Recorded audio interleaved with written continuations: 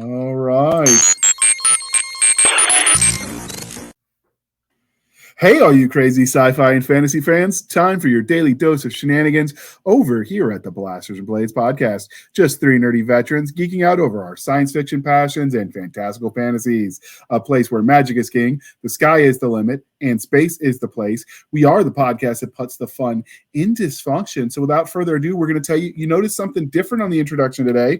We are doing this retro movie review in conjunction with Upstream Reviews, where I write book reviews of all things good and awesome, because we ain't got time for bad books, right? So you just put them down and move on to the next thing. They wanted to do some movie reviews, so we figured we'd partner up because we were going to do this anyway. Might as well get some more eyeballs on it, because why not?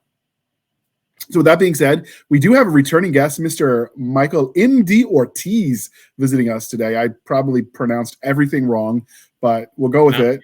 You did fine. Okay. I get a gold star, Nick. Mark that on your calendar. So can you introduce yourself if people haven't watched the episode where you told us about your amazing Dawnward universe? Yeah, sure. Hi, I'm Mike M.D. Ortiz, the creator and one of the writers for the Dawnward universe, which is a post-apocalyptic sci-fi universe. Centers on, mega corporations and super soldiers and all sorts of crazy nonsense. And yeah, here I am to talk about good old Forbidden Planet, because it's awesome. So we were going to have you back just to do anything to BS, because, we want people to know who you are so they can buy your book when it comes out. In full disclosure, I did beta read it. It was awesome.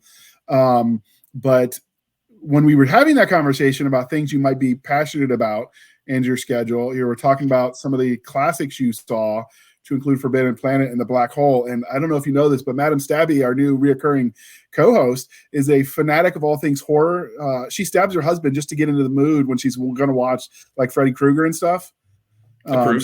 She just randomly stabs people to feel the action. Joke's on her. I'm into that shit.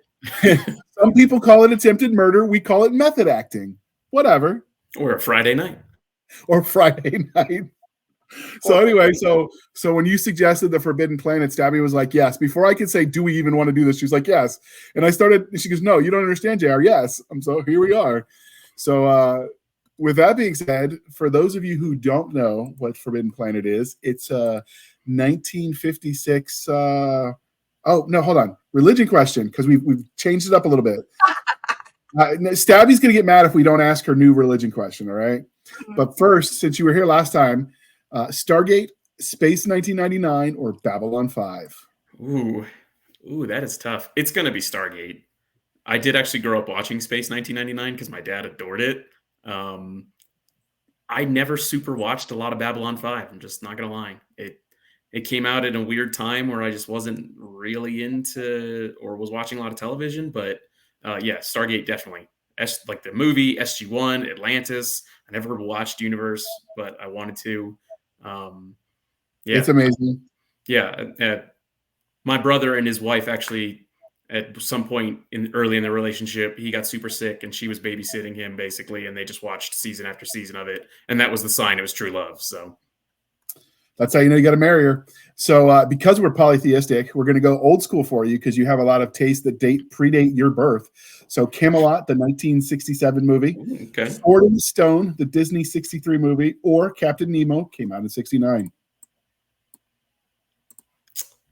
Ooh. I mean, I grew up watching The Sword in the Stone a lot. That was one of we actually had this discussion recently with my siblings. We were like, what Disney movies did we watch a ton of? And that was one of them. The Camelot film will always have a special place in my heart, because that's the one with O Fortuna, isn't it? It is. And I watched that when I was like 13, and it blew my mind because that score was just epic as hell. And I think Helen Mirren is Morgana in that, right? I think so. Yeah, that movie's great.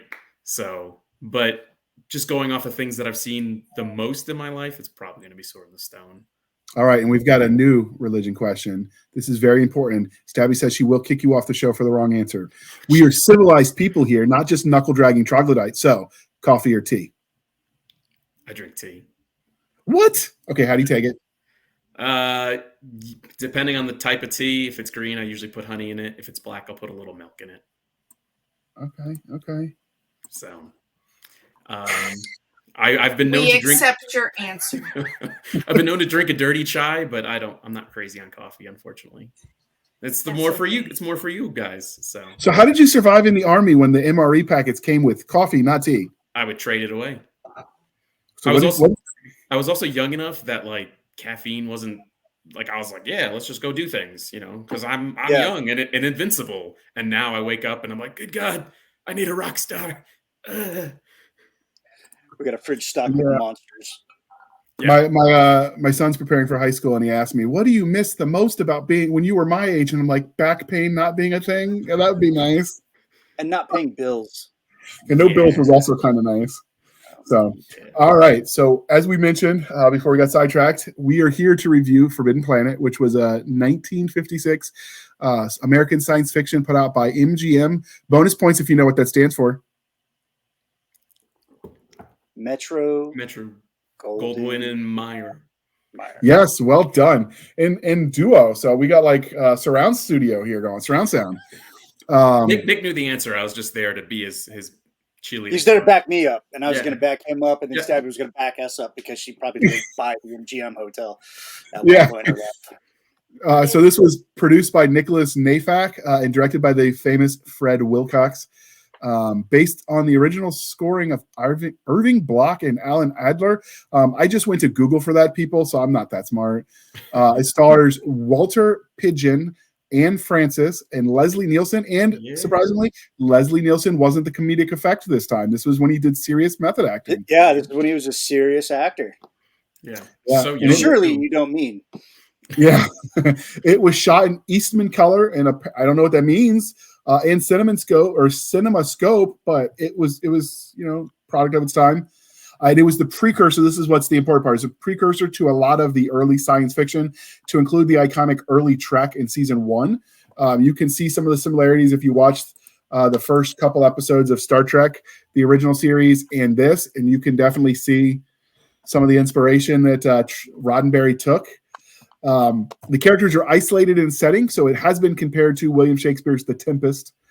I get, because of that isolation, there's certain analogs to it, but I don't know that it was tight enough for me to call it that. What did you guys? Could you see it as The Tempest? I can understand the comparison. I think it's a very loose adaptation. Very loose. Yeah. Very loose. But, I guess you could see similarities like y'all were saying. But So for those that you care, is released on March 3rd, 1956, with a runtime of 98 minutes. That was back before they bored you with hours of extra stuff in movies you didn't really need, just so they could charge the studios more. And if you do want to get it, it is available on Amazon for $9.99 if you get the DVD. Nick, you rented it for what, $4, $5? Yeah, it was like $4 or $5. Yeah, I don't know if that's public domain. It's been archived on archive.ai. If it's public domain, go look at it there. It's free. If it's not public domain, piracy is bad. Are we covered, Mr. Law Enforcement Man? Yeah. If it's not public domain yet, it will be in the next couple of years. Yeah, it's close. If it's not, I don't know. The House of the Mouse keeps changing those laws, so it's hard to keep up with. Yeah, they got to protect their old stuff. So for ad copy, I really couldn't find any of the original ad copy, because normally we'd read you essentially the blurb. And because Robbie the robot was so, I keep saying Robbie the robot was so popular, it ended up being repurposed, that design, for like Lost in Space and a few other of the iconic. So all of the new marketing, when they talk about the show, all of it's like Robbie the robot. Like, he was not supposed to be a main character. So I don't know what the original ad copy was, but so I can't really give you the summary other than what we've done. So instead, we're going to play the movie trailer. Are you guys ready for this? And then you can comment on what you thought. Oh, man. All right. So the movie trailer. And go!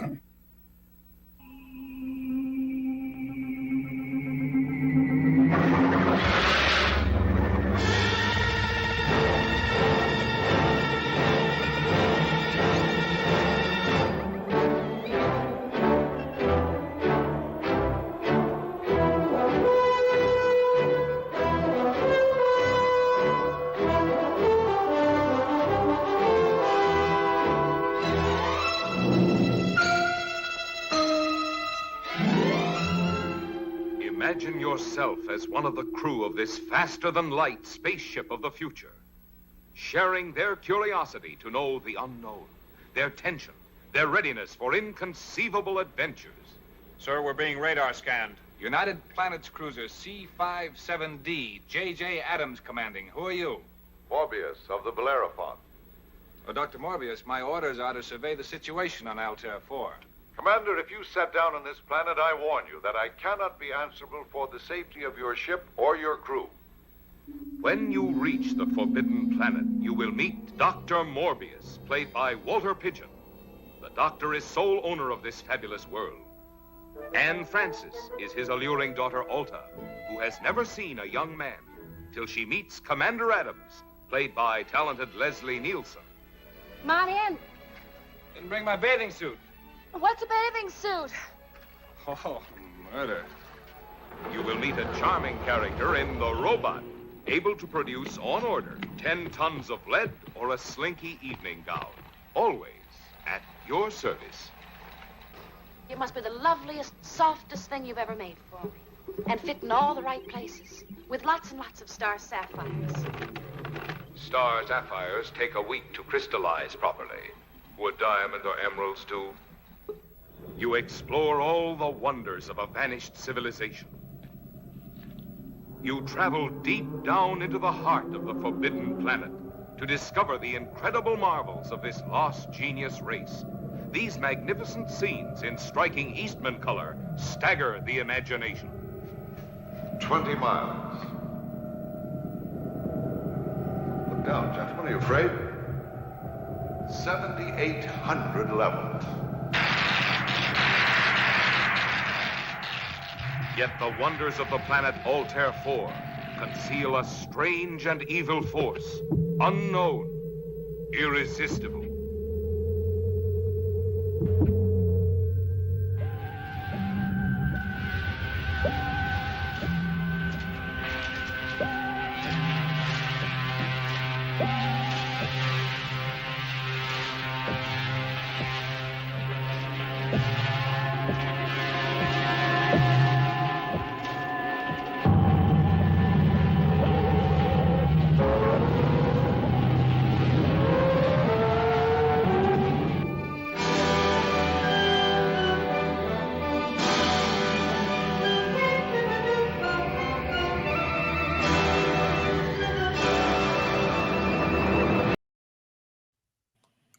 Holy shnikes, those trailers were longer back then. Like half the movie. So first, it was definitely I didn't catch it at first, but that scroll thing, that's what George Lucas did. Mm-hmm.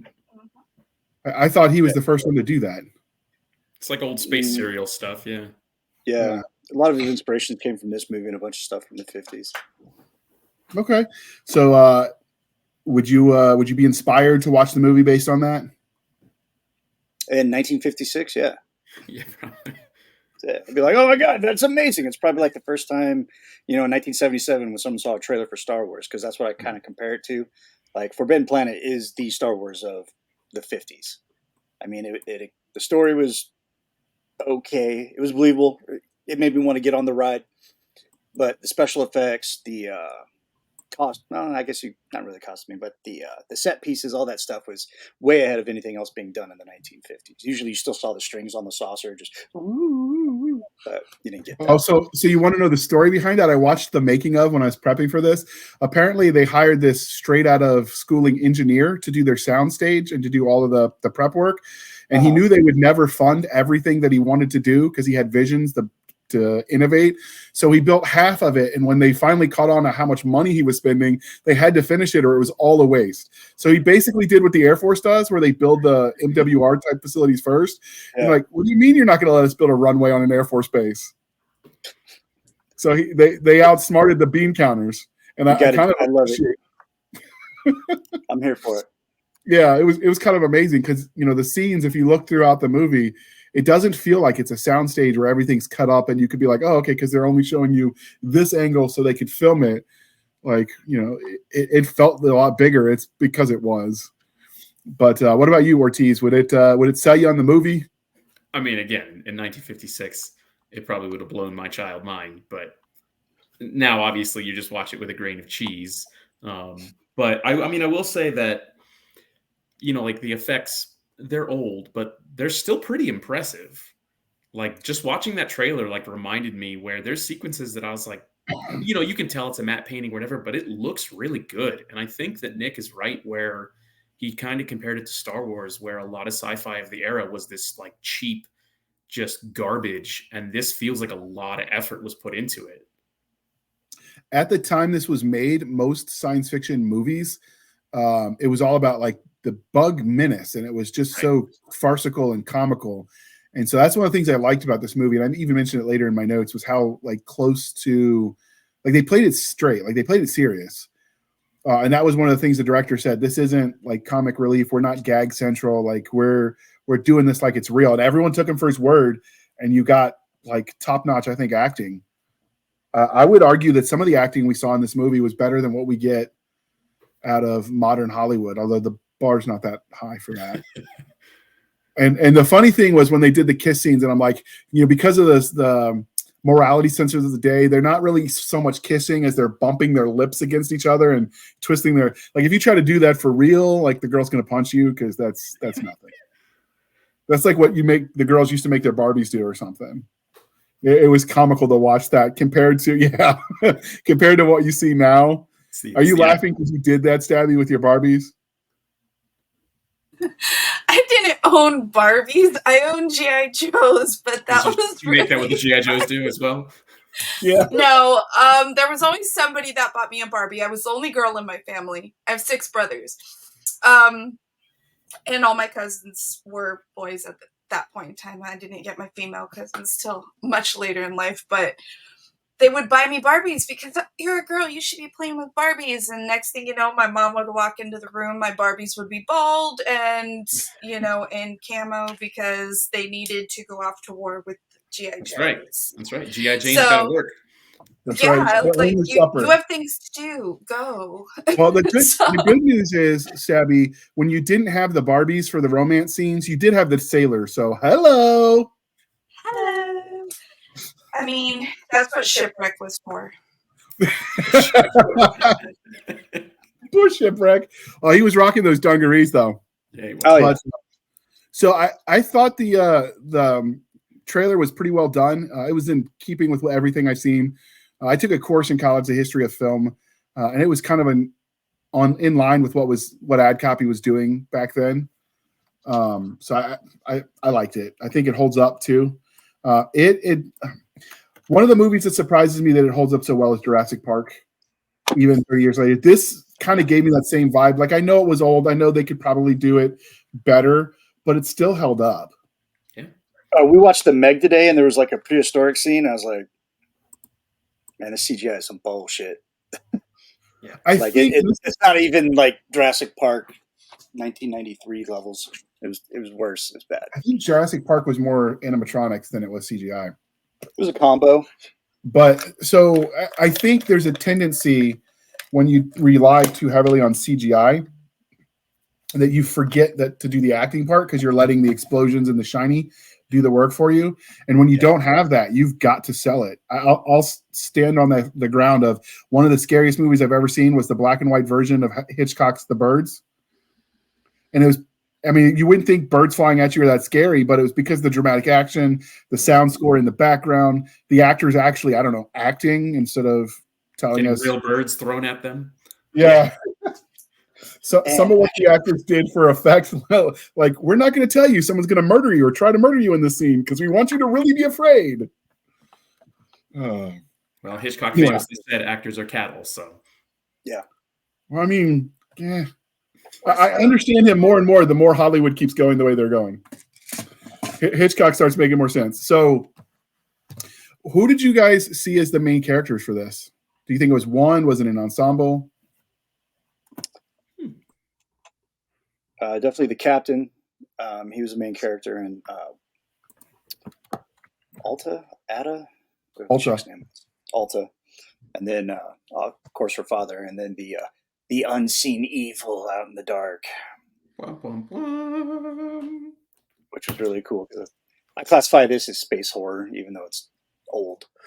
You know, it's not Event Horizon, but it's still pretty good within that subgenre. I mean, it scared me pretty good when I first saw it as a kid.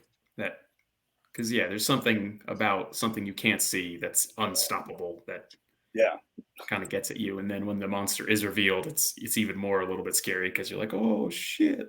It's like, damn, it was scary in my head, and then they made it real, and it's scarier. So I definitely agree with Ulta. I mean, you know, she was the eye candy. Yeah, apparently the movie was banned in certain places because of how short they made her skirts. And this was before, and I actually mentioned that later in the in my review notes too. Was she did the miniskirt before the miniskirt was popular? Because you know this aired in '56. Those didn't become big until the '60s, mid '60s at that. Yeah. So she was definitely, they were groundbreaking in a lot of things, including fashion. So And controversial. Well, they did it that way because they wanted it to seem otherworldly. Like they didn't want it to feel like just another outfit that girls were wearing now. Right. So they went for shocking. I would say I felt like the United Planets Starship C-57 Delta cruiser was kind of a character too. The setting, I found it strange that they didn't name the ship. That's true. They just gave it numbers. What's bad luck? To not name your ship. Oh yeah, that's why they got in all that trouble. There you go. Yeah, I agreed. I think Dr. Morbius was definitely one of the main characters. And they credit, if you go like to the wiki page or you go to some of the Cisco and Ebert, Cisca, what is it? Something and Ebert. Siskel and Ebert. Siskel and Ebert. Yeah, I read their review that was out, and they credited Lieutenants Jerry Farman and Doc Ostro. Those felt like bit characters to me. They didn't really feel like main characters. I mean, the Doctor, I think, is like a little bit of a more central character. The Lieutenant, though, is just he was toss away. Yeah, he was kind of grapey. Yes. You know? Yeah. It's like you got her cornered. I'm like, I don't know. Maybe it's just my modern sensibilities, but this couldn't have been okay. He's a horny sailor. He's a horny sailor. Yeah, he struck me as every frat boy that you didn't like in college. That, you know, you got to watch your drinks around. He kind of gave me those vibes. And he C-blocked the captain. The captain showed a little bit of interest. Like, you got to stay away from that character because he's got like space herpes from like 9 planets.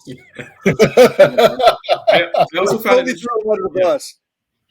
Like rewatching it, I also found it interesting that the first time they meet the daughter, Ulta, whatever her name is, and all the dudes are like, "What's up?" And then even he does like the little like visual scanner, and the guy on the other end's like, "Hello," which is a fun little. And then Dr. Morbius is just like, yes, something I should consider. Yes, yeah. And he was like, yeah, he's trying to bang your daughter right over there behind that pillar. Can you turn around and see that now? All right, cool, man. And he's just like, yes. He was definitely the Dr. Morbius, the stereotypical egghead who was so far into the books because I went to grad school. I met some of them that they forgot the world existed outside of the library. It's fair. So while your daughter's about to get railed behind the plants, of guys. With Robbie going, "Would you like me to materialize a condom?" Prophylactics. Okay, so can we talk about how jealous I was watching this and sending real-time commentary to Nick, and I'm like, the scene where the cook asks for the booze from Robbie the Rob, 60 gallons of Kentucky bourbon. I'm like, can we get Robbie here? Like, I'll split it with you. I'll pay to ship the shit to you if I get half. Like, holy crap. Like, it only takes you 30 minutes to like make 60 gallons of 60-year-old bourbon. He's just pumping it out. Yeah. I'm just imagining like a panel opens up and he's just spewing it at 60 gallons. No, it came out in bottles even. He matched the bottle that it came in. Hey, the guy didn't specify. Yeah, he didn't. I was expecting barrels, and he's just over there pulling a bender, just shooting quart after quart in bottles. What surprised me is none of the bottles were broken when they had that scene where they stacked everything out there. Well, because it's the 50s and they put space in front of everything, kind of like in today's movies, especially Marvel movies, everything's quantum, and then they say what the word is. So, like, it was made out of space glass. Oh. Well, the movie was definitely heavily influenced by the atomic age because everything was atomic this and nuclear particles that. So it was definitely, you could see some of that. And there was some of the cheese with like the laser guns. Oh yeah, of course.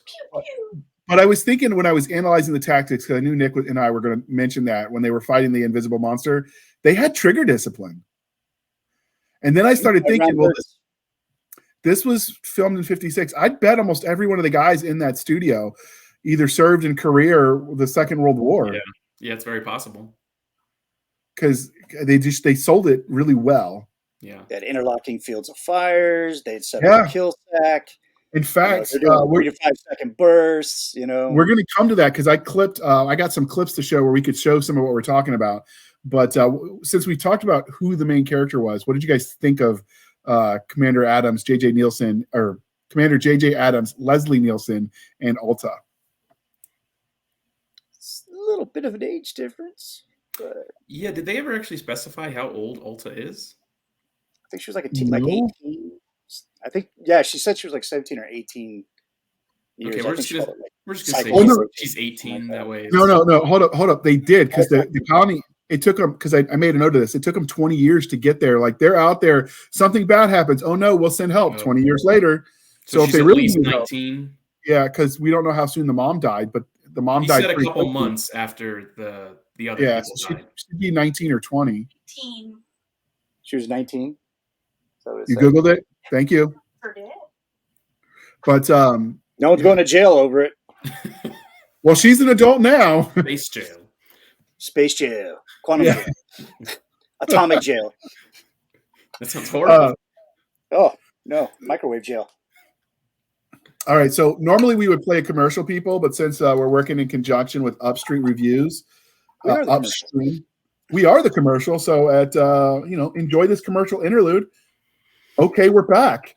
And if you were listening to it on audio, you did actually get a commercial, and we appreciate your patronage. Hopefully you didn't fast forward through it. All right. So since we were talking about the tactics, let me pull that scene up. I've got it just a second. And I will link to what's that? Oh, it said pew pew. Yeah, so it's clip 2. And I will link this in the show notes where we got the clips if you want to watch it, dear listener. Bosun. Aye, aye, sir. I want a clear field of fire in all directions. Aye, aye, sir. Randall? Sir? How soon will radar be operational? Operating right now, sir. Good. You keep right on it yourself. Aye, aye, sir. Then A alert is completed? Aye, aye, sir. Fine.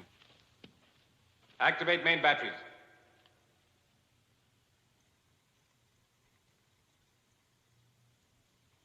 Alarm for test.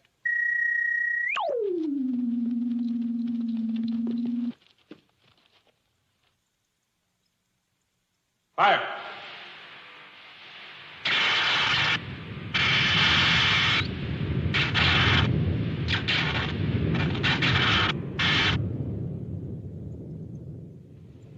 Check good.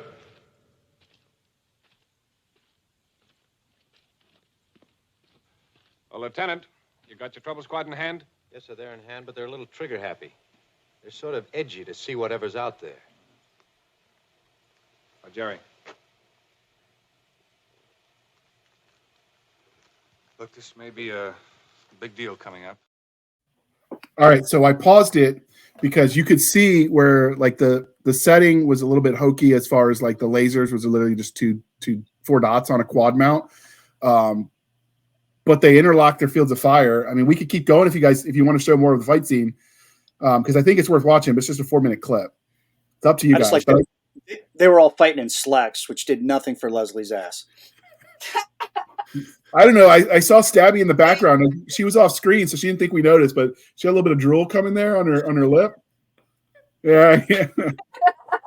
I'm just saying, we know what your next cosplay request is going to be. Robbie the robot. Hell yeah. She had a thing for Robbie.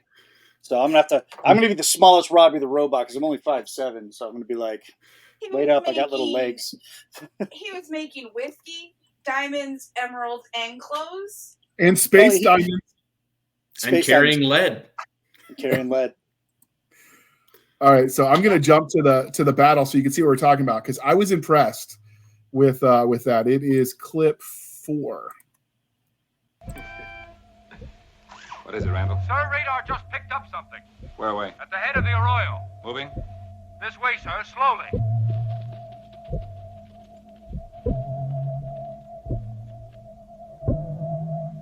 Automatic control.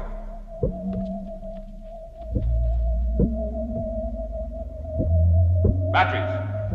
Fire!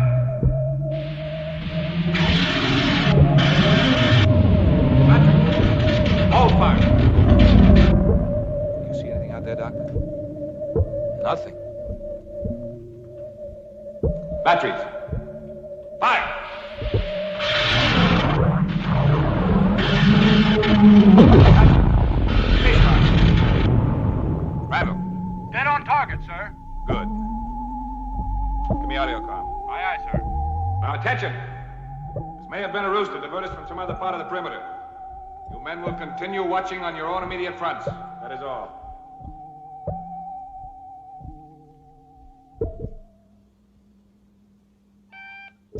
What? It just stopped at the foot of the pass. Are you sure you got a real blip there? Big as a house, sir, and we were dead on target with both bursts. It's coming on again. Straight across? It shows here. It's still coming. Great. Strong. Set up a crossfire on those rocks.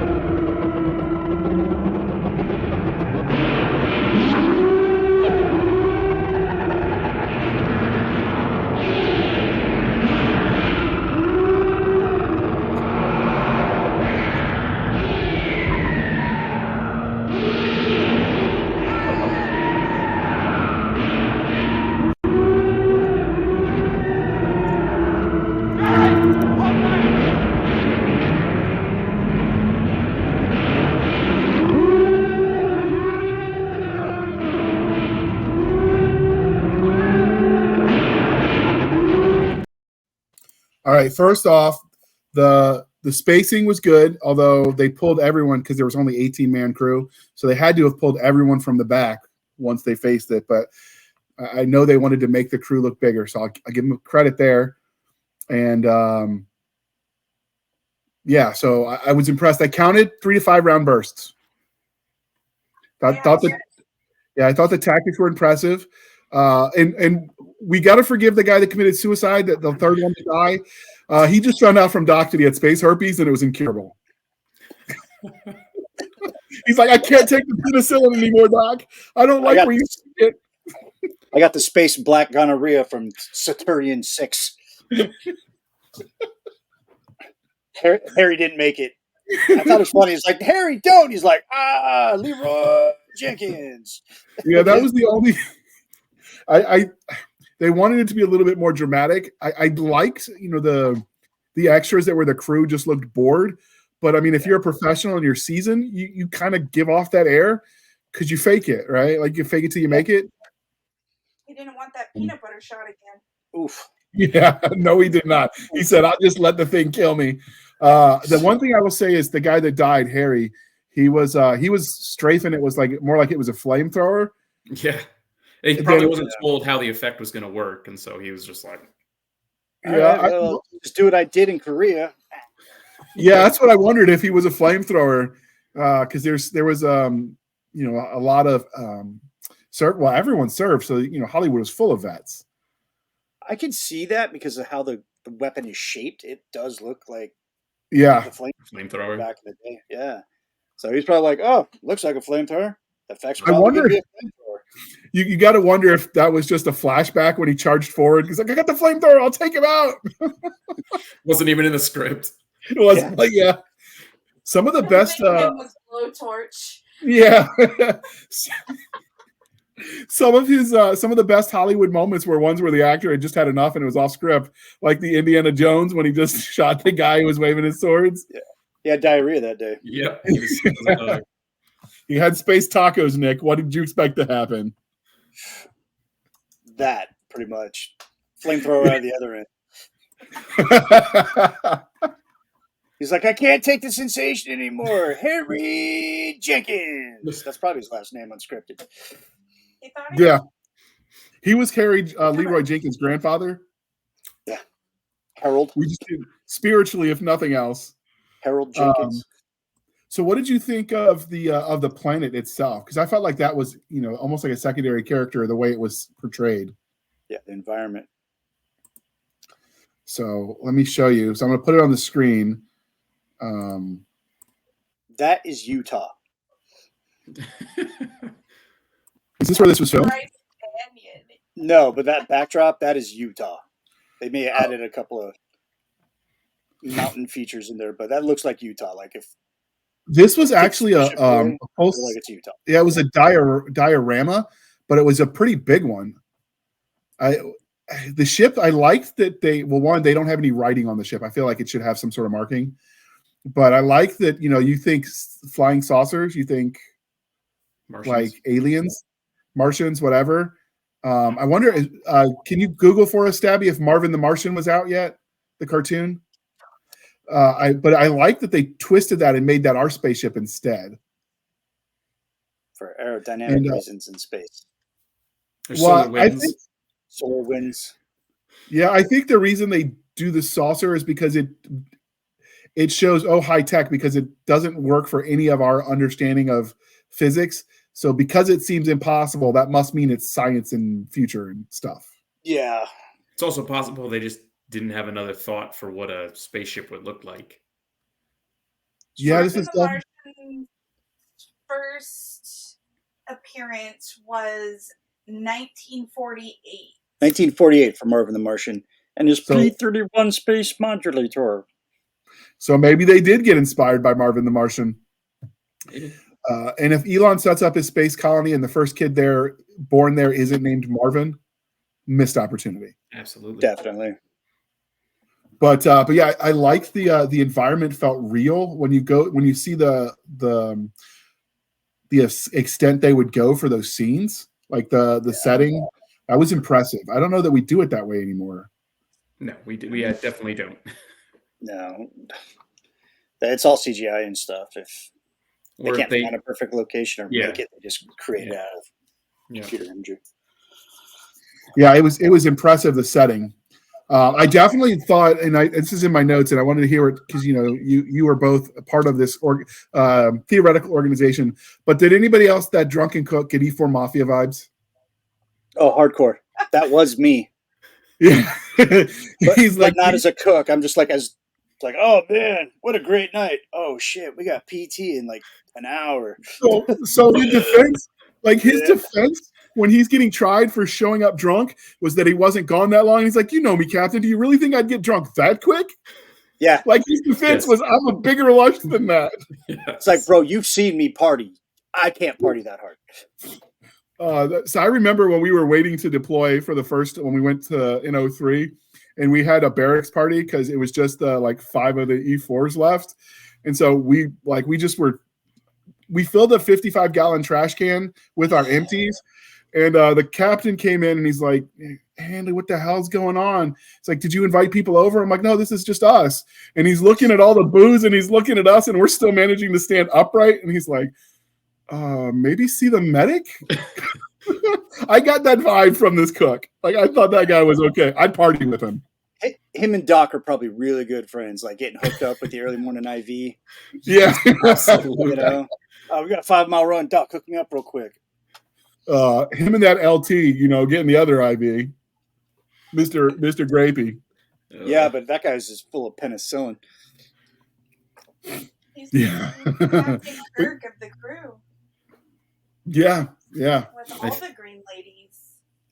I'm glad he died. He was a Blue Falcon, doing his captain dirty like that. Yeah.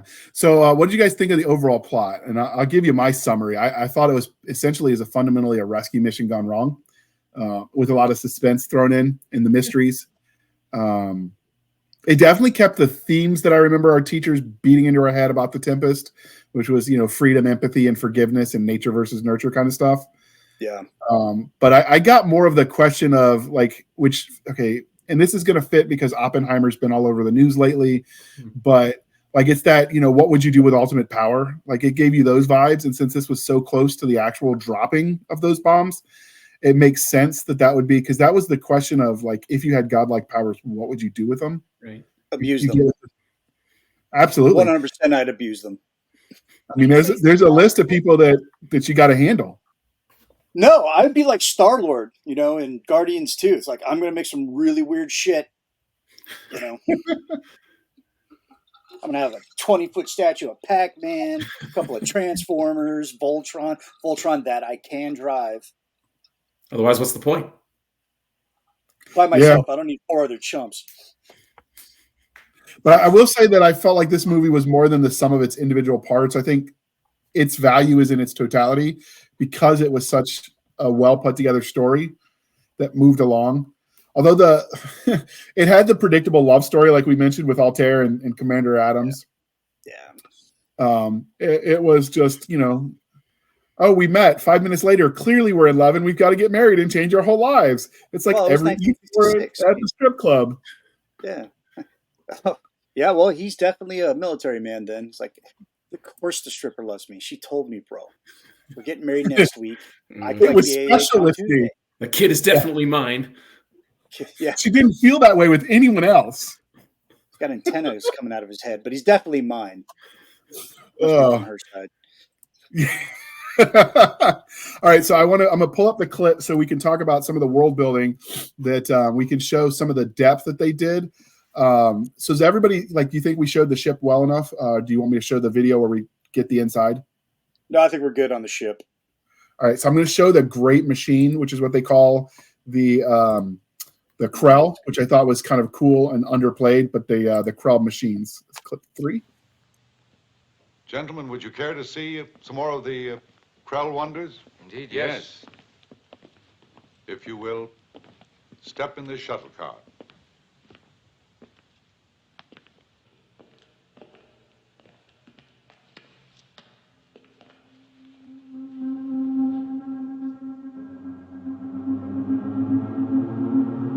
How often the Krell technicians have ridden in this little vehicle? What now, Dr. Morbius? Prepare your minds for a new scale of physical scientific values, gentlemen.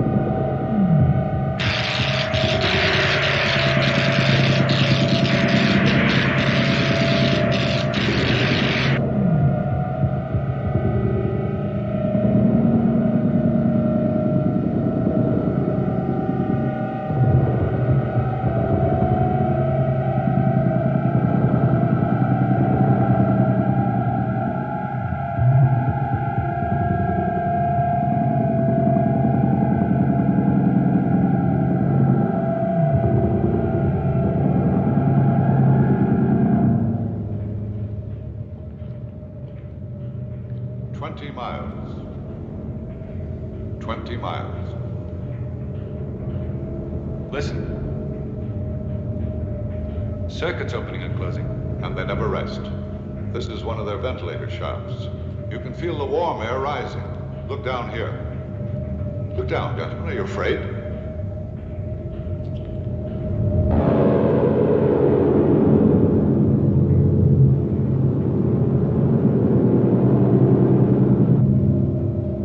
$7,800 levels.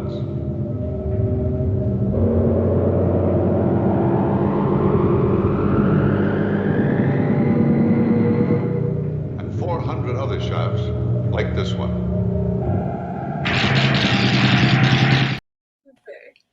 All right, I didn't want to go too long. The clips that we're linked to in the show notes are a lot longer, but it gives you kind of the vibe. Are you afraid to look over this 20-mile drop? No, of course not. We don't need handrails. Yeah, completely safe. And that's one of the scenes I was talking about where the special effects were so cool, and they were way outside of anybody else doing that in the 50s, because it didn't look like a matte painting. Stuff was moving up and down, and you could tell that there was 3 people walking across that platform. I was like, man, did they build that? I want to know how they did that.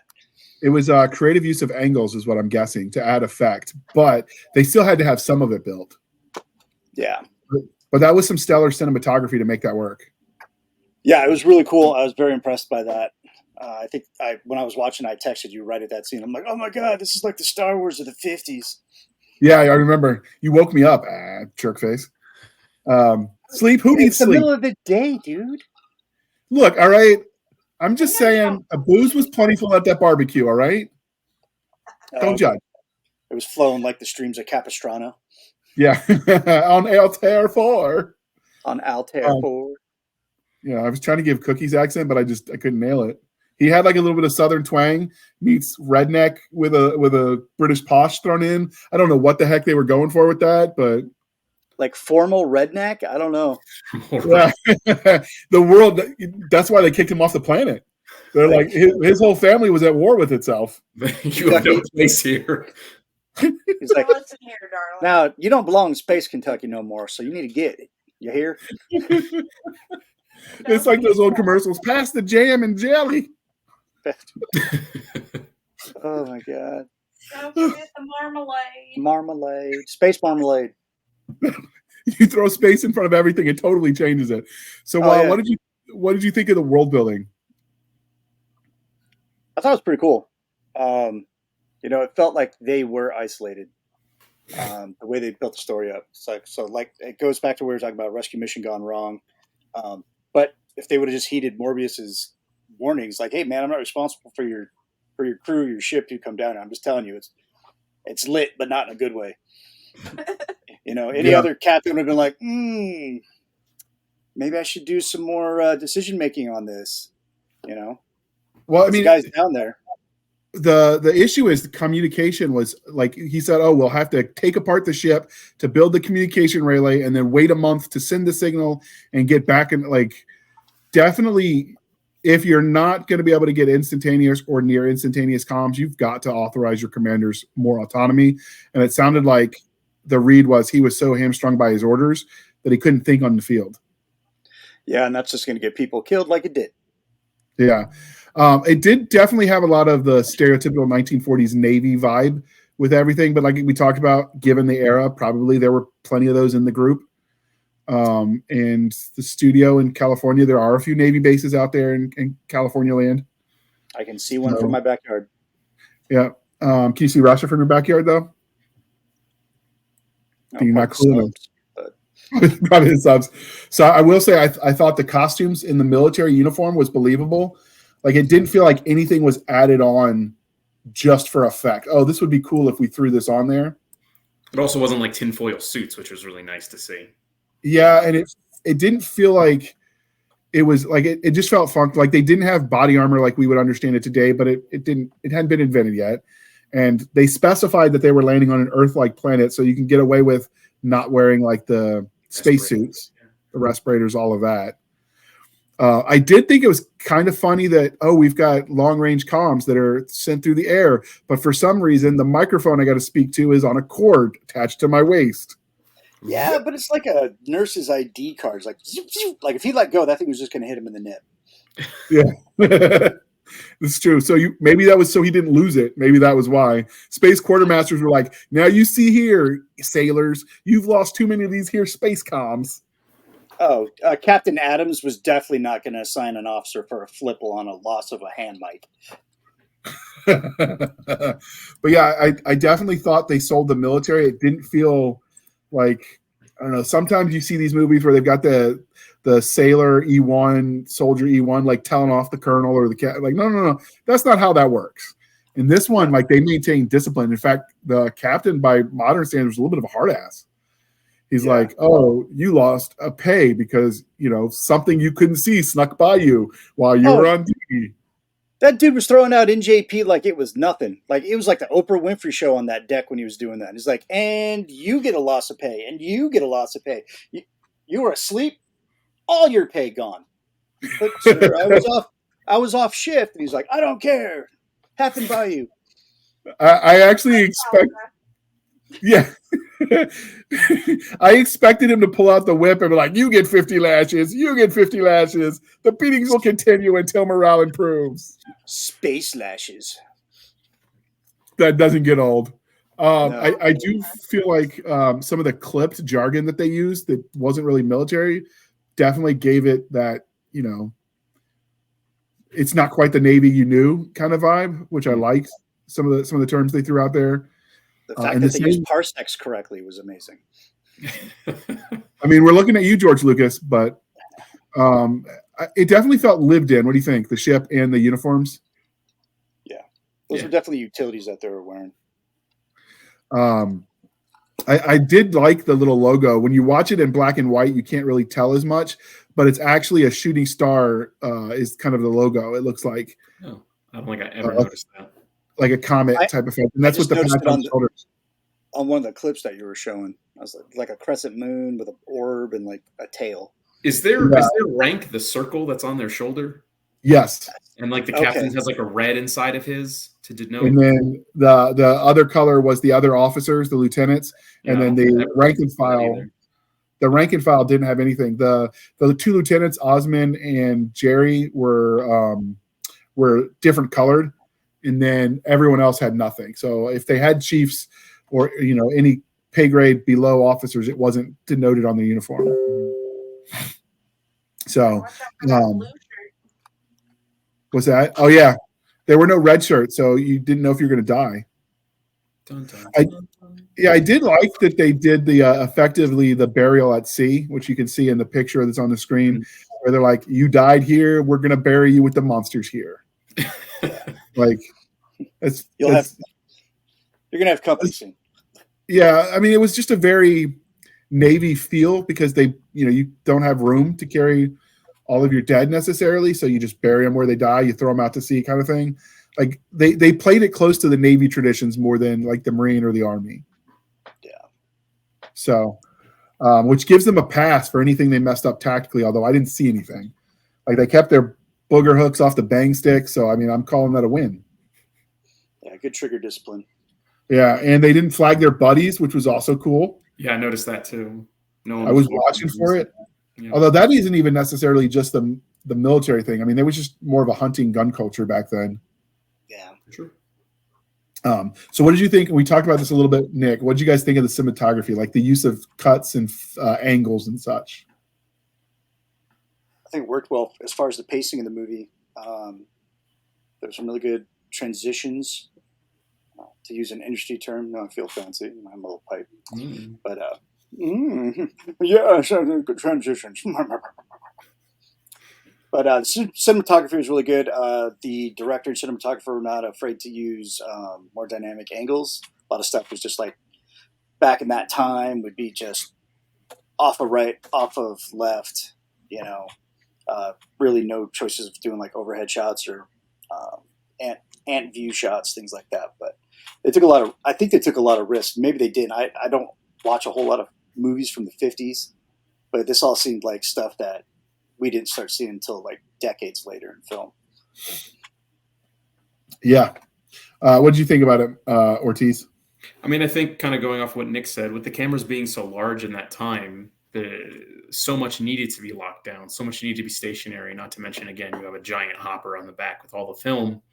So seeing any kind of movement, seeing any kind of dynamic shot is interesting when you think about it like that, right? Like the setup isn't just, hey, put the camera over there and we'll figure out the lights. Like it's an accomplishment to even do that. And to see, let's just be honest, a pretty lowbrow considered movie trying to do something more creative and artistic is just really cool to see that and acknowledge that. So you're coming at it. You've actually produced a couple short films, Ortiz. So give us your expert opinion. What was your thought? I mean, just like the cinematography, or just all of it. I just realized, hey, I've actually watched movies he's produced. Maybe we should have mentioned that sooner. I mean, so again, like when you're working with digital, which is what everyone's shooting on now, right? It's a very different animal, and everything's a lot more forgiving. When you're filming on film, your shot has to be perfect because the moment you push that button, you're wasting money. So that's why they lock cameras down. That's why things are just shot over this shoulder, shot over that shoulder. Because if you screw something up, that's however many hundreds of dollars, if not thousands, depending on how long you were rolling for, that you just wasted. And you don't even get to see that until you're done. Like, wow. Yeah, there's no playback. There's no, hey, let's go check the shot. There's no director's monitor. There is literally just, is it good? You're sure? Okay, go. And we'll find out in a couple days. When I was in school, we did like film. And I remember the professor was like, yeah, and then if you're in the field and you need to reload, here's this black bag, and you shove the camera inside and you just feel around until you reload. You're like, okay, so I can't see what I'm doing, and I'm just trying to do this. And he's like, yeah, and don't let light in, otherwise you'll destroy all the film, and it's all wasted. Oh, this isn't stressful at all. You're just sweating. And then we'll find out if it's bad until we send it away to get it developed. This one. And then what was if you accidentally load the film you already shot and you just shoot over it? Well, that's actually a stylistic thing people would do. That's how you get like the ghosting, the mirroring and stuff. Yeah, like film is a whole weird animal that we just don't even think about today, because you pull out your fucking iPhone and you're just like, dink. All right, now I turned it off, and I had more cinematic power than the entirety of Hollywood in 1956. I'm a genius. Okay. I use my two fingers and I zoom, and yeah. Cadet shot. Here we go.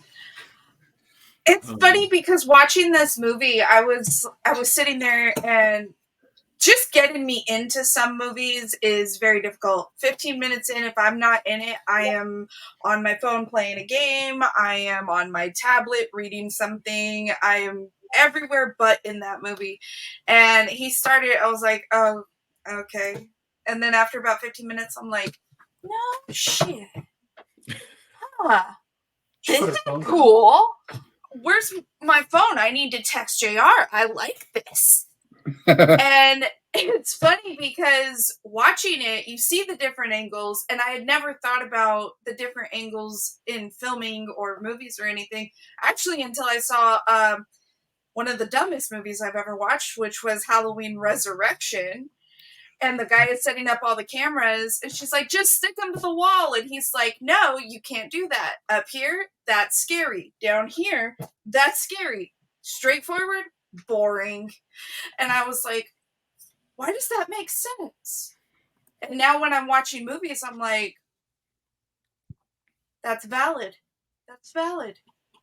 Because you see your boogeyman from up here, that's pretty scary. You see your boogeyman from down here, that's pretty scary. That's, up in your closet or down under your bed, versus it just coming at you. You're just kind of like, oh, okay, whatever. Yeah.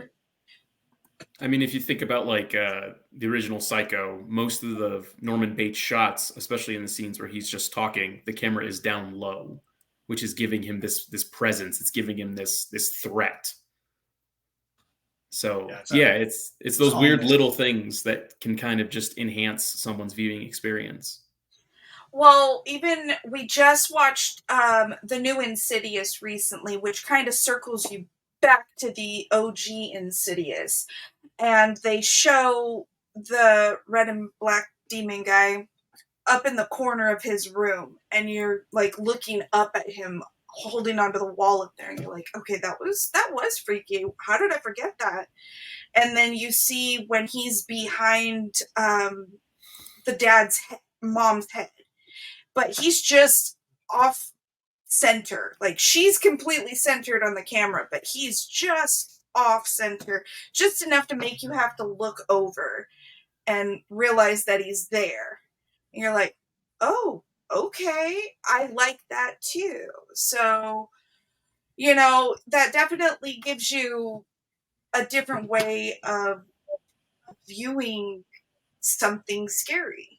Like, it kind of, you're so used to looking straight at the movie, you're looking at the screen, you're watching face to face, that when you have to kind of look to the left or you have to kind of look up on the screen to see that scary thing, it kind of makes you kind of definitely. No, absolutely. Yeah. And then you gotta, not only that, but you got the sound, right? Sound is the other thing that's going to make something scary, such as music. Oh yeah. Absolutely. Some of the best horror sounds is two notes. Two or three notes.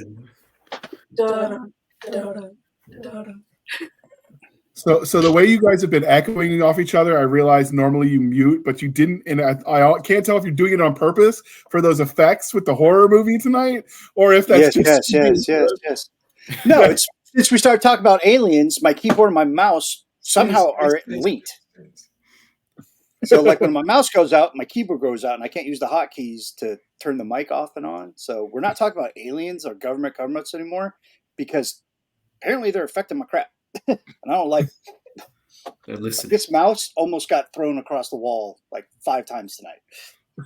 I think it had changed it coming. out 3 batteries. Yeah, it definitely had it coming. It definitely had it coming. So yeah, I like the cinematography. I thought it was very well done. I thought the angles. It's like those paintings that you know where you stare at and you're trying to see the hidden things in the painting kind of vibe.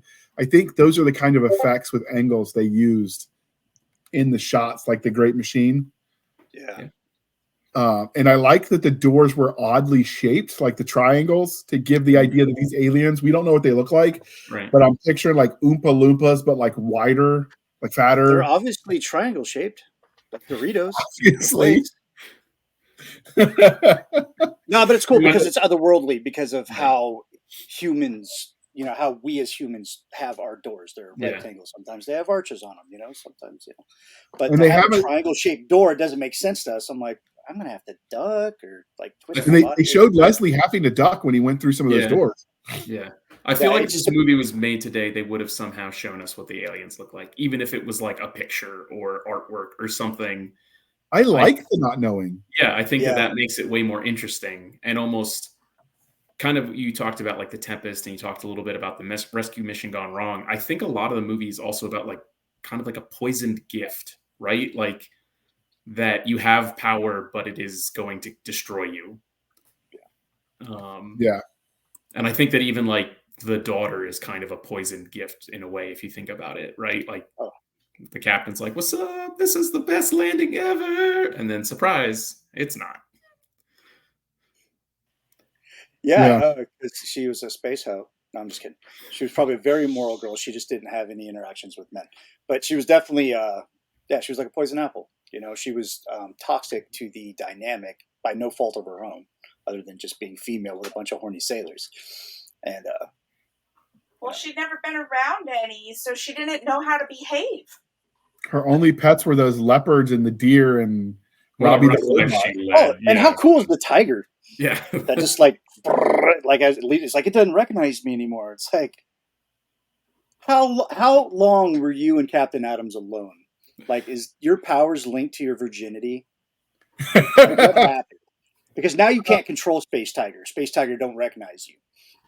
No, so I think that power was linked to her dad, and as she started pulling away from her dad and recognizing the sort of evil of her dad, then his protection of her in this world started waning, and that's what we see the evolution of. That would be my take. Could be that, or Mobius is a dick. Well, I mean, they talk about... He's like, "Oh, my daughter's pulling away from me. Don't worry about that. I got you, baby girl. I got a tiger. I got a tiger. I have a tiger." Yeah. They talk about, the monster is the id. Monster is the id. It's the id. It's the id. This whole new generation will have no clue what that means. They're going to have to Google it because they don't teach that in school anymore. Oh, yeah. Can you imagine if the monsters were the superego? Oh, my God. I took psychology. I recognize that term, but I'm wondering if you didn't seek out the psychology 101 as just an elective, how many people would know that? Oh no, I was forced to take a psychology class, so that's so I read like the id. Are they going to go with the super id and all that stuff too? All the Freudian phrases. Freud had some issues. Like I feel like he needed to be on his own damn couch. No, Freud, totally normal. Oh, the guy's trying to convince me every time I take a poop and get an erection that I think about my mom. It's like, come on, dude, you need help. Sometimes it's not all the time. Sometimes a cigar is just a cigar, bro. Freud had? They did a whole entire show on him, and that dude was everybody in town. Of course he was. Why wouldn't he? He definitely had that beard? Oh yeah, that was money too. Yeah, Sigmund Freud. He was like, yeah, don't you want this? Yeah, I will teach you what is wrong. You can Have call you me ever seen my Daddy. schnitzel? Call me the daddy, Zavada. Maybe some schnitzel, yeah. So this is the movie poster. I know he's It- pointing it a gun in doesn't- that far right corner, but it kind of looks like he's just like pointing at it, like, "Hey, that robot's got a girl." Actually, it's kind of like, hey, Yeah. have you checked out the works of Fred McLeod Wilcox? Yeah, it's the poster was the all I could find was so small on the pixel count. Like I don't know if it's worth showing, but it's not a lot of the ad copy survived, like I mentioned, and posters are part of the ad No. copy. This Probably poster was also horrible. makes Robbie look evil, and I don't appreciate that. Robbie was just And they gave him like Propaganda. eyes. Like Robbie did not have eyes. He had like little solenoids and stuff like that going on, spinning things. It's like a typewriter in his face. Yeah, The other thing is they had stuff I would draw when I was a kid. I don't know when Isaac Asimov came out with his iRobot with the rules for robots. I'm It's in the curious 40s. which came first. Well, let's The chicken or the egg? let's Google it. 1950. Okay, That's when they did all so they 6 beat it by years before 6. this. Okay, so yeah, they had the rules for robots in there with Robbie. Like he started spazzing out and like electrifying himself when he was ordered to hurt somebody. Yeah. He did mention his programming, and it was a lot of Asimov's rules. Yeah, You know, I can't harm a human. I can't enact and allow a human to be harmed. You know, it was all going around to like it was Yeah, the the- core rules of robotics. yeah. The funny part was if you watch that when they were when the lieutenants at the end scene were trying to get into because they realized that the doctor was the monster. I've seen the monster and he is us. You know the standard. When they were Yeah. trying to get in, he's like, "I have been ordered not to let anyone in during this time," and he goes, "Well, you can't stop us because you'd hurt us." And it's like the brain of the robots like trying to figure out like He went through a which order logic to loop. follow. Yeah, I thought that was kind of cool that they added that in there because they could have just as easily skipped that. They could have had Altair come and let him in sooner. And I don't want to assume that 1950s audiences were uncultured or like because mostly sci-fi and horror was made for kids, right? But this seemed like it was made for adults. Yeah. So maybe they picked up on that. I think. Could be. And that's the kind of stuff that, I mean, I'd almost think it'd be cool if we could find a film history like professor of some sort, if those things exist. I don't know. It'd be kind of cool to see their take on the evolution of like sci-fi and fantasy in movies, because I just don't know enough. And that's the kind of stuff that, I mean, you'd have to really dig into the stacks with the primary sources to even know. You'd also what really have people to were find the saying. right professor. Most of mine in film school were like, "This is all crap."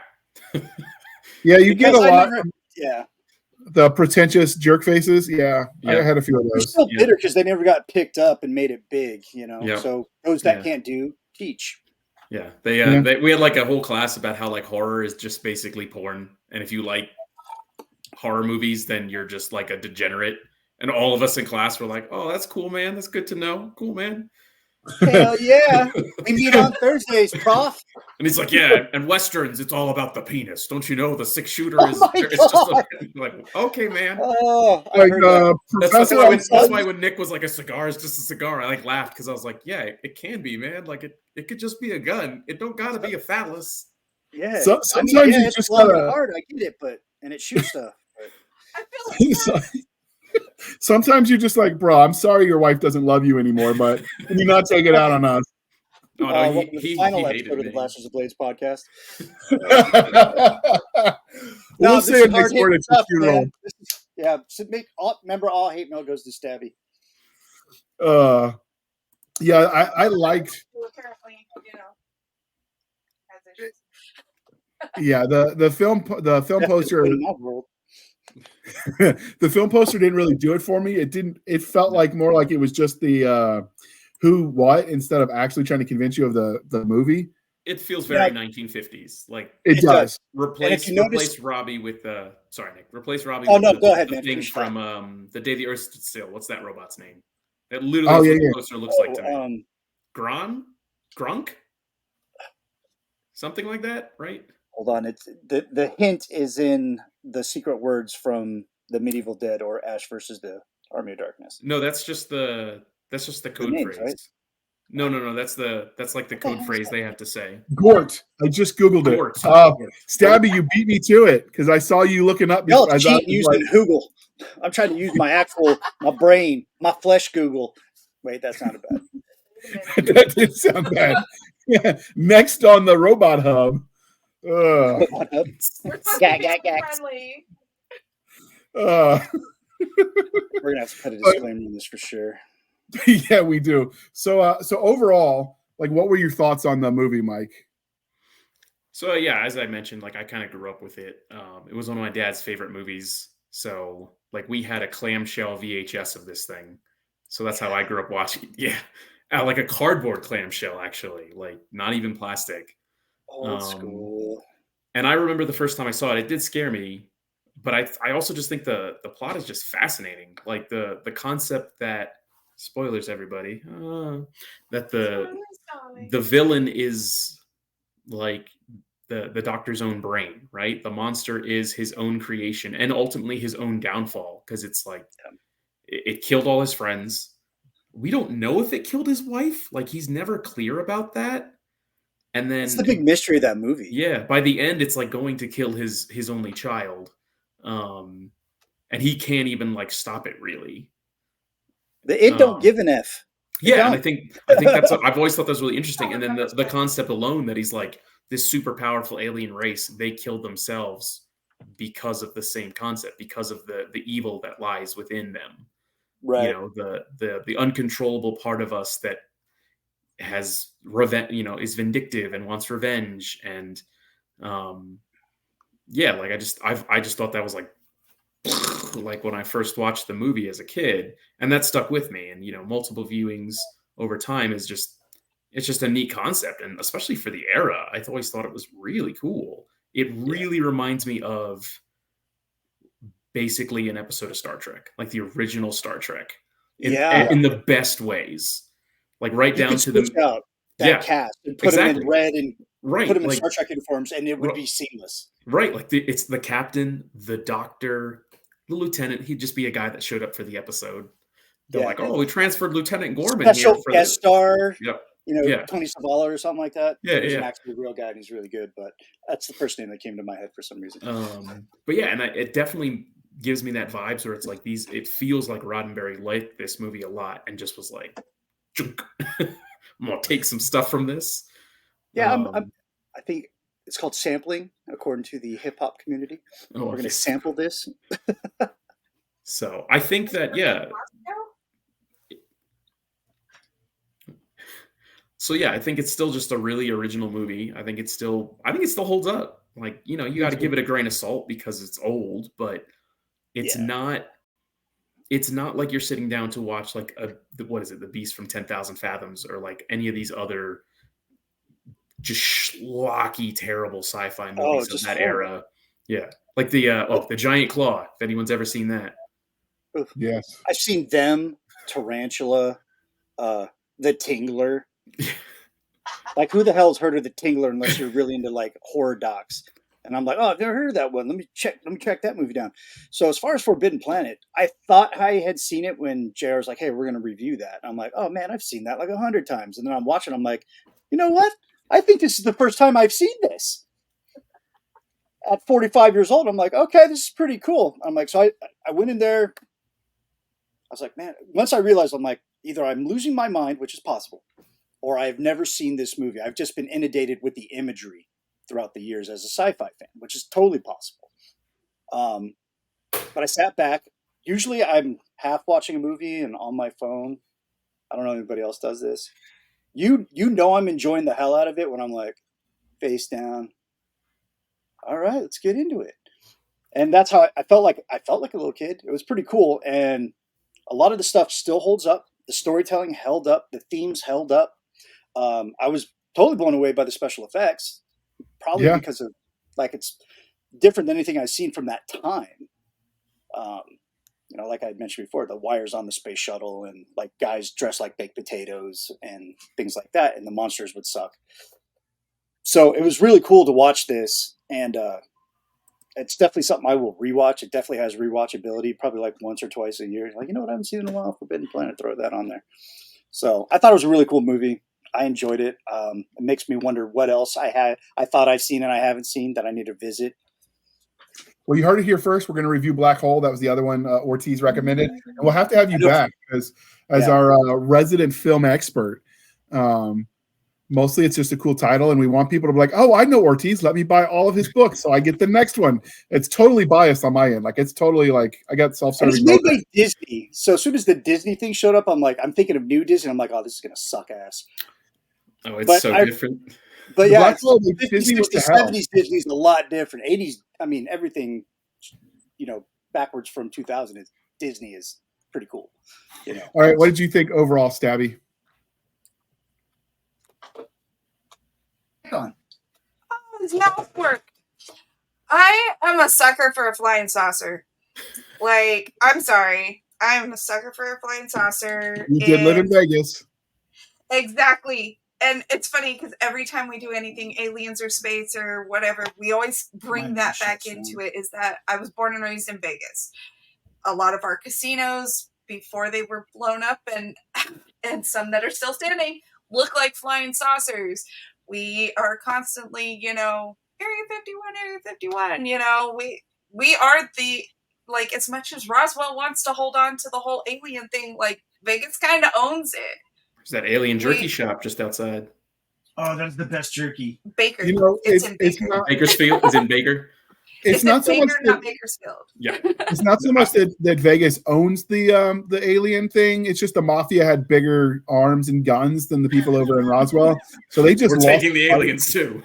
We're taking the aliens. Forget about it. You kind of, there's parts of Wyoming that you're like, you have aliens, and then there's parts like Roswell, and you're like, they got aliens parts of Kansas. Roswell is outside the Border Patrol Academy. Different type of alien. But when you think about Vegas, everybody thinks, the Strip, obviously, of course, but if you stay on that road, it takes you straight out of town and straight to the black mailbox. It takes you straight to where everybody thinks Area 51 is. And so, growing up there, you're like, yeah, totally makes sense. You watch Mars Attacks, you're like, yeah, that totally makes sense. So, watching all of these horror movies growing up, I'm like, yeah, aliens coming to Vegas totally makes sense. Just like, and of course that's when my brain wants to shut down.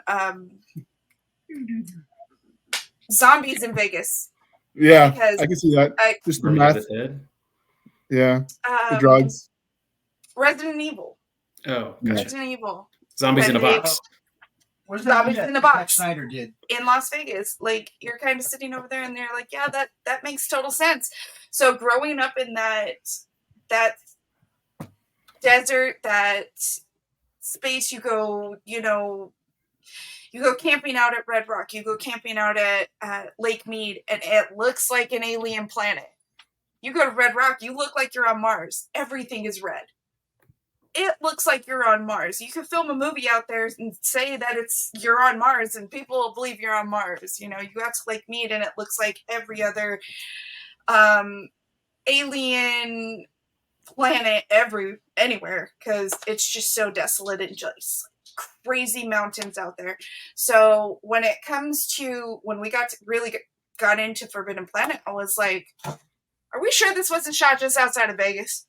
Because that looks like our desert. Like, I'm pretty sure if you go just past the NASCAR track, that's the dunes. Other woman's prison? No, the other way out. Towards Utah. So, I will say my favorite Vegas was the Fallout version.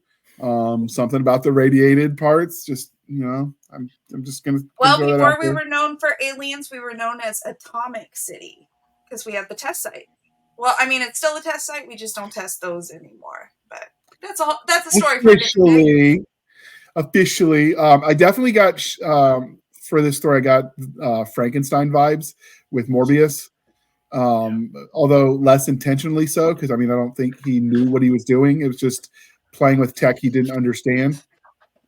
So I definitely got some shades of that. I really liked it overall. It was definitely, the cool thing was, because of when it was made, you could watch this with your kids and not worry that you're going to have to pause the movie to have uncomfortable conversations they're not ready for, because who knows what weird nonsense was thrown in there, you know? Like, it was wholesome. Yeah, it's the cat behind you. It's okay. It's not the aliens. I definitely like that we didn't see the Krell. I think that added something to it. And I really liked, like we talked about, some of the special effects. And I didn't think about this until I was going through the scenes that we were going to show, and we decided not to do all of them. But they had the scene where they're hiding from where Morbius, Captain Adams, John Adams. You notice the presidential name? Yeah. I caught that. Rah rah Americana and all that. But you got John Adams, Morbius, and Altair hiding in the Krell laboratory. And when they're melting that door down, which they made a point all throughout this, is talk about how strong this space metal is, which, you know, you don't think about. It's just like, okay, I get it. Space metal is strong. And then suddenly this monster from his id is melting it down like it was nothing. And you watch it, and that was real special effects. I've seen molten metal, and that's what we were watching. So, I mean, I'm just like, that poor sound guy or whoever was doing that special effects. I'm like, dude, I can imagine he like burnt all the hair off his arms trying to manage that kind of thing. Like, I was feeling no eyebrows. Yeah, he has no eyebrows. I was definitely feeling some sympathy for the production crew. And I will say, in this movie, I really feel like they were the unsung heroes because of everything that happened. Like, those production guys, they made everyone else look good. And when we talked about, like Nick mentioned, the special effects, there's a special effect in the beginning when they're getting ready to land, where they're like, okay, prepare for landing. And you get the impression it's going to be rough to cut through orbit. So their answer is, rather than say, oh, we've got some sort of hand wavium, whatever, they stand in this little pod where it's almost like they're getting beamed aboard Star Trek style, but it's just a gravitational well that holds them in place. And then some of them, it's like the carnival ride where they're up against the flat wall. Yeah. And it holds them that way. So I thought, like, the attention to detail, even if they didn't understand like the solutions, they definitely saw problems and they were attempting to explain it away. Yeah, it was very creative in how they did it. Yeah. I just believe it. Yeah, and like some of the modern solutions I've seen where, you know, okay, well, you want to get away with all those extra G's. Well, they're in a floating tank of like womb fluid. What is that? I'm drawing a blank what that is. Amniotic fluid. There we go. Like, I've seen that as an explanation. This, to me, is definitely a cleaner version, and I'm digging, like, okay, just give me the gravitational rays. Yeah.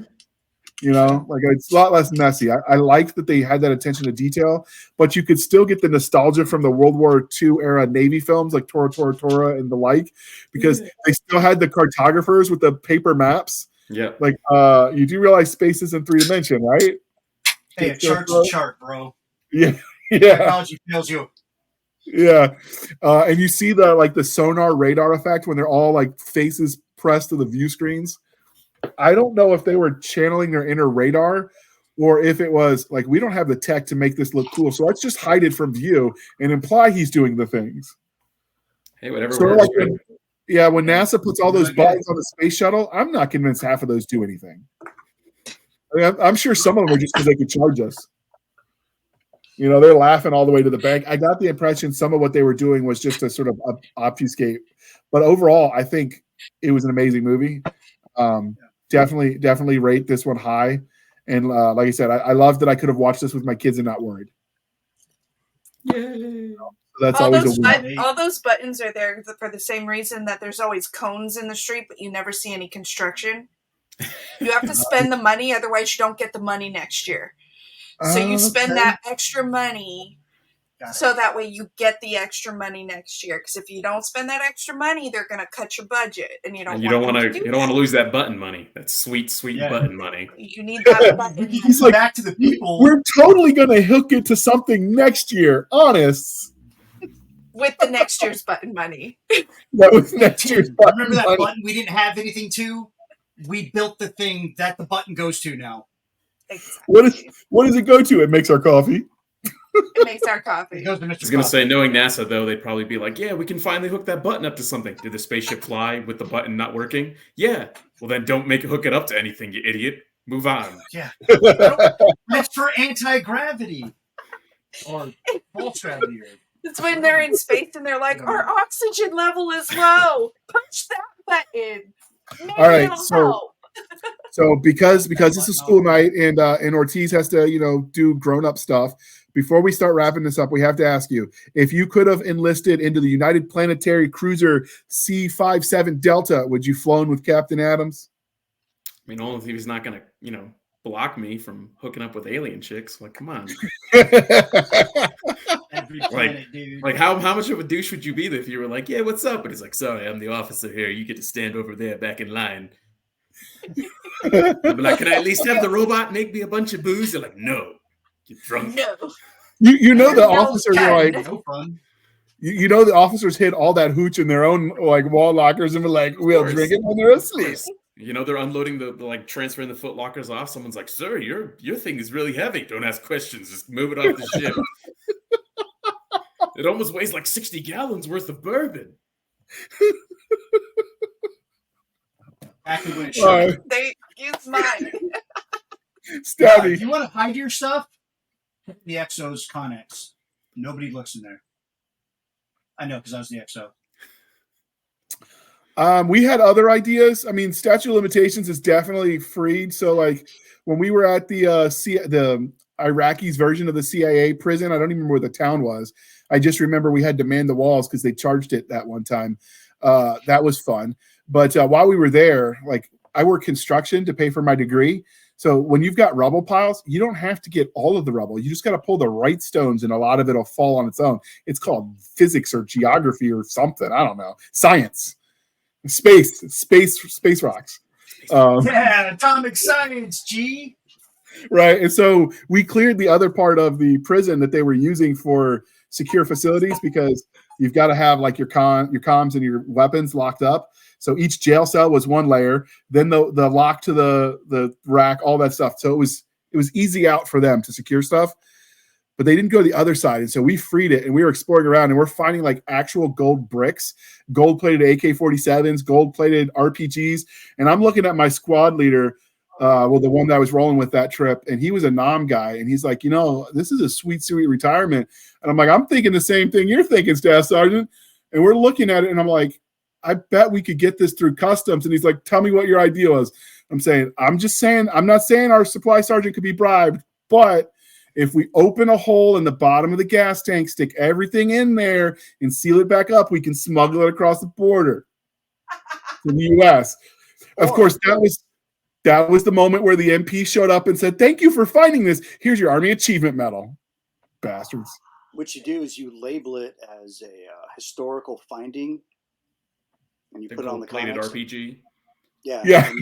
And they can't search it because if you say that it's a finding of historical significance, they'll leave it alone. No, because then they'd have stolen it for the British Museum. No. No. But Exo's got the tricks, baby. Exo's got the tricks. I would have been in trouble because I would have fired the RPG at a mountain just because I had it and it was there, and why not? And they're gonna be like, "Huh, where'd that come from?" Oops. You're like Uncle Rico with the steak from what's that movie? Napoleon Dynamite. Napoleon Dynamite, but it's a rocket launcher. Like, I bet you could fire that rocket launcher over that mountain. Okay, Uncle Rico. I'd do it. If you did it, Colonel Gustav for style. All right, so Stabby, would you enlist in the United Planetary Naval Forces? Just talk. Absolutely not. I'd be the only female on that ship. That's true. That's true. That could have been good or bad depending on your perspective. No. Talk about being a barracks bunny. I could not be an Alta in that case. I'm sorry. No. I mean, she kind of had a robot. You get a tiger. Well, no, because he killed the tiger. See, that's really what it was. Everything was fine, and he's just like, "Oh yeah, no, the tiger didn't know who you were anymore. I better shoot this." According to Freud, the tiger represents sexual frustration in the female, the pent-upness, the ferocity of the sexual nature. But think about it. All of you guys could join up, and it'll be fine. You're spending 9 years in space. Well, yeah, it'd be like atomic space prison, any port in a storm. Yeah. That's what Cookie said. You put me on that ship, that's a whole different conversation. I'm having to Space babies. lock my freaking door with 12 locks every night and sit there with a gun. Oh, Cookie licked his lips and was like ready to put a ring on Robbie as soon as he brought out the booze. He's like, "Oh, I'll hook you up with whatever lube you want, sir." He's like, "I'll treat you right, baby. Anything you want." I was thinking he was more just like, "Oh, you have holes? Let's talk." Yeah. Every military person's like, "Yeah, you give me a rubber band and like 2 popsicle sticks, I'm gonna make something that's gonna work for me." I'm just saying that everybody assumed that Alta was a virgin, but Robbie could make diamonds, emeralds, bourbon. You think he wasn't making toys? Well, there went our family-friendly rating. I had a Like different G.I. question, but Joes that's and okay. Barbies. This is of course, Yo-Yos. But Barbie comes with Ken. Space Barbies. Yeah. I was speaking of the United Planets Federation. I was surprised UN existed. They didn't go with that, or the League of Nations, even League of Planetary Nations. They went with just United and threw that in there. I thought it was kind of interesting. I think Possibly the UN turned them down. And the League of Nations went. League of Nations was not a thing in '56. Yeah. But I mean, if you're looking for names, like you could have gone with existing, like it was in the consciousness. Yeah, I know that some movie. I'm trying to remember. I think it was a Hitchcock movie. Tried to use the UN, and the UN was like, absolutely not. Like, leave us out of it. Yeah, I think they were not keen on being involved in film projects or even by name. So I wonder if they just didn't want to mess with that can of worms. Well, and we're talking about the mid-50s. I'm surprised it wasn't like ultra, Star Stripes, Eagles, and Americana, like the United States of Space, like the anti-communist United Eagle ship. Yeah, that would have fit in 1956. It'd have been like, and the ship would have been called like Freedom Boner, and I'm going to need a few moments. I would have rode around in the McCarthy. What? The U.S. Ortiz gave us the Freedom Boner, and we might need a minute. We're going to freedom you so hard. We're going to freedom the hell out of it.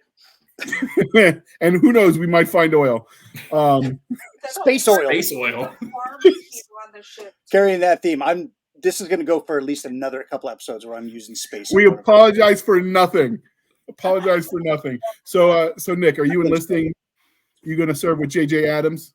Damn right. I'm going to be a 99 X-ray. That is a whatever that ship's called, Space Gunner. I'm going to be sitting there on a bench seat, and I'm going to have like their version of a 50 cal, so it's going to be bigger little pew-pews coming out of the end of it. It won't look like a flamethrower. It'll look like Ma Deuce, and I'll just be out there just gunning aliens. Game over, man. Game over. Absolutely. What's up, big? So like Chewie. I'll be the Chewbacca of the ship. I was expecting a different answer from you, sir. As a former officer, I thought, no, I was going to kick his butt, take over, and assume command. Like, I can't do that as a door gunner? Come on. I don't know. You even watch sci-fi, bro? Yeah. I would definitely give it a shot. I thought about it when Space Force opened up, and I'm like, by the time they're doing anything cool, I'll be too old, so I guess I'll pass. Have you seen the symbol for Space Force? Yeah, it's the Federation symbol. Yeah. But the Federation took from NASA, so I mean, it's all a big circle jerk. I want to be a Mako trooper. So, for those of you that watched Enterprise. Yeah. So I don't know. I would definitely do it. I liked the world. I felt like there was more to come back to. I'm curious if there was any written fiction in this world, but probably not. There was a novelization of the movie, so that might have incorporated more elements. Do you know when that was released? It'd be easier to track down. I don't. We could probably look it up though. Oh yeah, absolutely. I'll Google it, or my lovely Stabby Stab here will Google it after she pulls the knife. Here's our Vanna White. She's our Darcy the male girl. Vanna. Actually, she's none of those things. She's Marissa, the Stabby Stab. So there is a movie, or the book was written by W.J. Stewart and came out in '67. Okay. Wow, that's way later. Yeah, there's a new movie out called Forbidden Planet. I wonder if it's just a reuse of the title, or if it's a better not be a remake. I feel like if you're going to remake this movie, you got to remake it with like the same amount of effort and quality that was put into this one. Like you got to give it the Dune treatment because Yes. that's how I kind of felt that planet was. It was very sand like. Keep the earthworms out of it so there's no confusion on it. But like have them have the shamog while they're going through to Morbius's place, and keep Robbie the same. That would be epic. Yes. You do a remake and Robbie's still the same, and he's like, "Would you like space diamonds or a star sapphire?" I'm kind of curious what a star sapphire looks like though now. It's like a space sapphire, but better. More, but star. Those take 3 days to crystallize. But he can make his diamonds, like the most precious things we know on Earth, is like, I can make those in like a couple of minutes. It's gonna take me a couple of days to make a starfire, but this stuff, 20 minutes tops. You'll be blinging out, girl. I got you. Is he stitching these gowns? I just want to know this visual. Is he in the corner like a sweatshop? Like, are there little Robbies inside him? His hands, they're in there like a sweatshop, just sewing this shit. Oh my god! So one of our film planning ideas that we got to look into the legality of, Ortiz, and we'll have to have you back if we ever make it happen. It's like our very own version of Mystery Science Theater, where we can like tell these jokes as we're watching classic sci-fi horror. I got a brilliant idea. We take MST3K and The Last Drive-In with Joe Bob Briggs and merge them together. Okay. So now I got to introduce you to Joe Bob Briggs, which I'm going to do. Because I don't watch it for the horror movies that he's watching. I watch for the commentary in between. Because it's kind of like, I don't know, did you ever watch Elvira when you were a kid? I did. So she would play her, the movie Macabre. She'd have her movie of the week or whatever. And then it would stop where the commercials would be. And she would talk about the movie. Joe Bob does that. And I love his intros because he's like, he has this segment. He's like, all right, let's get down to the basics. All right, 4 breasts, 3 murders. He starts running down the statistics. He's like, all right, then you got Kung Fu Foo, you got Gun Foo, you got Samurai Foo, you got Stuck in the Eye Foo, you got Chainsaw Foo, Drive-In Academy Award nominations 4, and then he starts listing the actors in there, and he's like, and then at the end he finishes it off with 3 out of 4 stars. Joe Bob says, check it out. That was so we were talking about how are we gonna like script some of these newer episodes, and we realized when it was just the 3 of us. And you work too because you're a veteran, so you're irreverent as the rest of us. But like, it was like, what made the Indiana Jones one, other than the fact that it was timely, what made it hit where all of the others, like it tripled our view count, right? And Nick was like, it's just because we were irreverent and we just didn't we just BS'd. And I'm like, okay, yeah, shot from the hip. So we got to go John Wayne style and shoot from the hip. Yeah. That's right. Because when you do scripted, it gets boring. People can anticipate what you're going to do. It's like, it's another episode of this. So they're going to, I can do your intro and your outro, and I know exactly what questions you're going to ask and the order in which you're going to ask them. When we do that stuff, it's like, what script? Let's go. What's that? That F it, we'll do it live. F it, we'll do it live, baby. That was from a movie. I just can't remember which one. I don't know. I heard it in the Army, and it was some crusty E7 that fought 9 frickin' wars from 1783.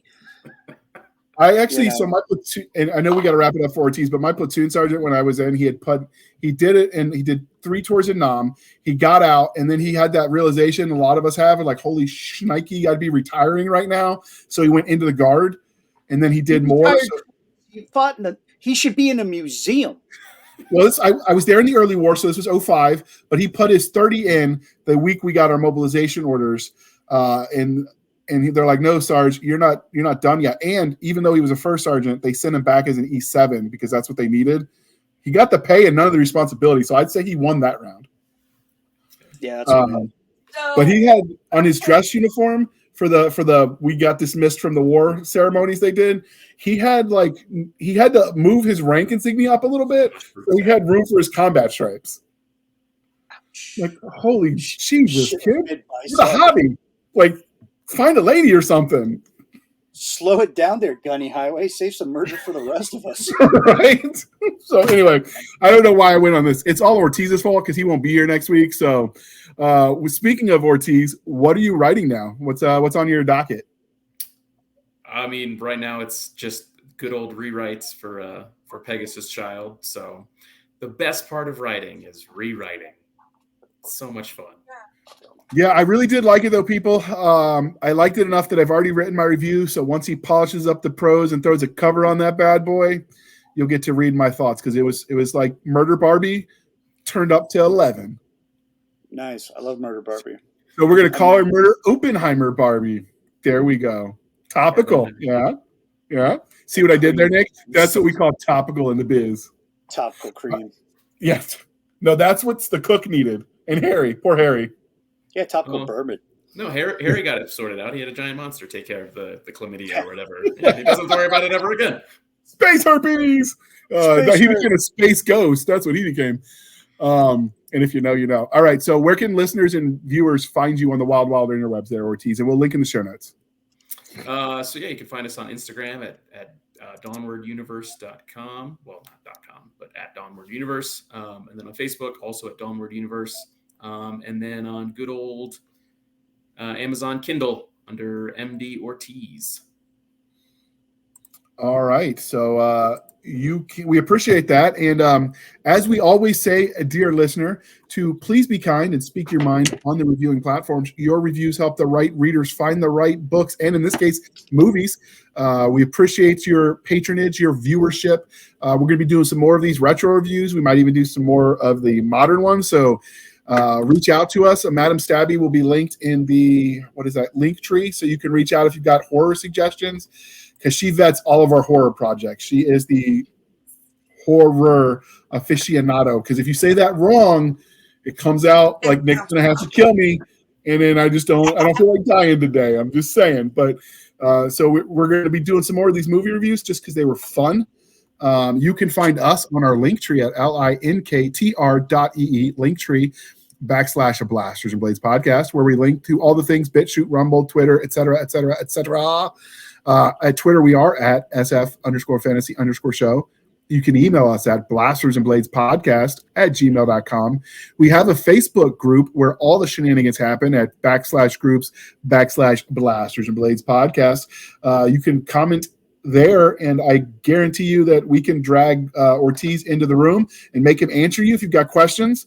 You can check out his Dawnward stuff, which I will link to. All those movies we mentioned, you can judge what kind of a whiz he is behind the camera, because you don't know it, but he actually filmed it all himself, and he did the sound and the special effects, and he was his own stuntman. He was just he was a phenom. And you can find us on our website at anchor.fm /blasters tack blades. Again, anchor.fm /blasters -blades, where you can support the show for as little as 99 cents a month. You can help keep the lights on. And you could support the show more directly if you so prefer at buymeacoffee.com /author J.R. Handley. Again, buymeacoffee.com /author J.R. Handley. Be sure to put in the comment section that it is for the podcast, and I will promise I will keep my co-hosts, Doc Cisca and Nick Garber, duly entertained. They will learn all the things about cigars and being just cigars and guns being just guns. That's code for we're going to smoke and drink and shoot things. But with that being said, pew pew. With that being said, thank you for spending some of your precious time with us. For Nick Garber and Doc Cisca, I am J.R. Handley, and this was the Blasters and Blades podcast. We'll be back next week at the same time, where we'll indulge our love of nerd culture, cheesy jokes, and all things that go boom. And we're out, sort of. Wait for it.